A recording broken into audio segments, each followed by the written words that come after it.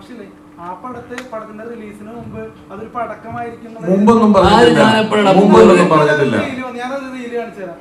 Srikanth വെട്ടിയാരും upload ചെയ്തിട്ടുണ്ട്. അതൊരു പടക്കം ഇട്ടുണ്ടാണോ നാളെ എന്റെ ഒരു ഗുണ്ട് വരുന്നുണ്ടെന്നുള്ള രീതിയിൽ. നിനക്ക് ഈ പ്രൊഡ്യൂസർമാർക്ക് ഇവിടെ ഇരിക്കുന്നവർക്കും ഇല്ലാത്ത വേദന എന്താണ് നിനക്ക്? നിങ്ങളെ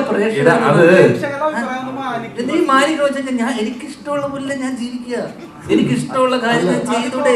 സാമൂഹ്യ പ്രതിബദ്ധത ഇല്ലാന്ന് പറഞ്ഞാൽ മനസ്സിലായി. അല്ല, അതിനകത്ത് പൊട്ടുമെന്നല്ല പറയുന്നത്, പറയുന്നത് ആ റീലിനകത്ത് പറയുന്നത് എന്താ, ഈ പടക്കം പൊട്ടില്ല, ഇത് പൊട്ടിയാലും അത് ഒരുപാട് പേര് സ്വപ്നമാണ് കുറച്ചുകൂടി സീരിയസ് ആയിട്ട് കണ്ടൂടെ, അത്രയുള്ള ചോദ്യം. ഇവിടെ ഒരാളും ഒരു സിനിമ എടുത്തിട്ട് ഇത് കാണുന്ന പ്രേക്ഷകൻ പണ്ടാരം തുടങ്ങണം, അവൻ കണ്ടിട്ട് വെറുക്കണം എന്ന് പറഞ്ഞിട്ടല്ല സിനിമ എടുക്കുന്നത്.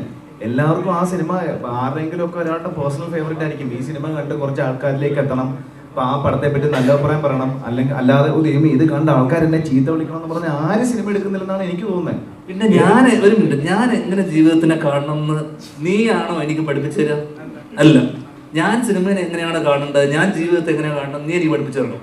അല്ലല്ല, സിനിമയെ കുറിച്ച് നീ എന്റെ കാഴ്ചപ്പാടും ഞാൻ എങ്ങനെ സിനിമയെ അപ്രോച്ച് ചെയ്യുന്നുള്ളത് ഉണ്ട്.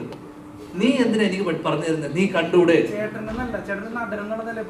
അല്ലല്ല, അത് നിനക്ക് ഇത്രയും ആൾക്കാർ എനിക്ക് പ്രസ് മീറ്റിൽ നീ ജീവിതത്തിന് വളരെ സീരിയസ് ആയിട്ട് നീ ചെയ്യുന്ന ജോലി സീരിയസ് ആയിട്ടല്ലേ കാണുന്നത്?